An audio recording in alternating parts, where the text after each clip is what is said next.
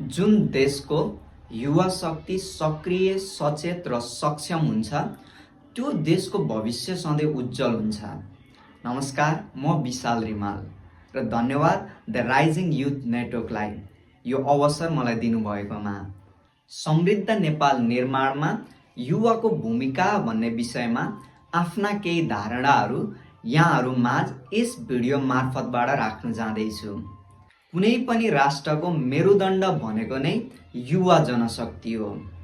नेपालको सन्दर्भमा त झन् कुल जनसङ्ख्याको करिब 42% हिस्सा नै युवाले ओगटेको छन्। तर विडम्बनाको कुरा, आज हरेक दिन हाम्रा हजारौं युवाहरू त्रिभुवन अन्तर्राष्ट्रिय विमानस्थलबाट श्रम र पसिना बेच्न विदेशिन बाध्य छन्। समृद्ध नेपाल निर्माणको सपना देखिरहँदा हामीले प्रश्न गर्नै पर्छ, के अरूको देश बनाएर नेपाल समृद्ध बन्ला त? समृद्धि भनेको केवल अग्ला भवन र चौडा सडक मात्र होइन।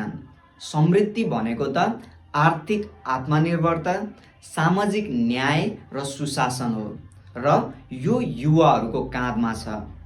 युवाहरूसँग जोश छ, नयाँ प्रविधि सिक्ने क्षमता छ र परिवर्तन गर्ने साहस छ। समृद्ध नेपाल निर्माणका लागि युवाहरूले मुख्य 3 क्षेत्रमा भूमिका खेल्नुपर्ने हुन्छ। पहिलो, उद्यमशीलता।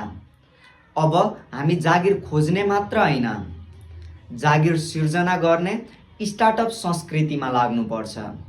दोस्रो, राजनीतिक र सामाजिक सचेतना। राजनीति भनेको त फोरी खेल हो भनेर टाढिने होइन। यसलाई सफा गर्न युवाहरूले नीति निर्माणको तहमा पुग्नुपर्छ।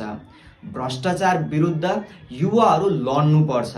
र तेस्रो, प्रविधिक र नवप्रवर्तन। आजको युग डिजिटल युग हो। युवाहरूले एआई, आइटी र प्रविधिको माध्यमबाट नेपाललाई विश्व बजारसँग जोड्न सक्छन्।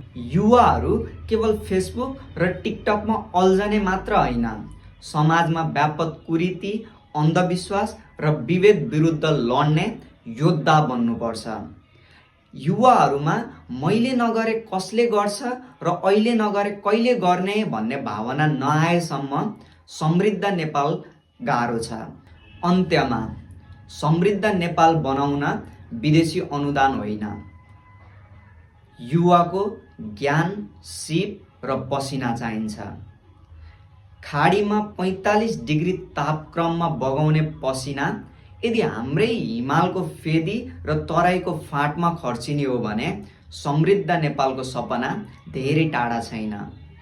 हातमा पासपोर्ट र मनमा वैराग्य बोकेर हिँड्ने युवा होइन, हातमा सिप र मनमा देशप्रतिको माया भएको युवा नै आजको आवश्यकता हो। धन्यवाद।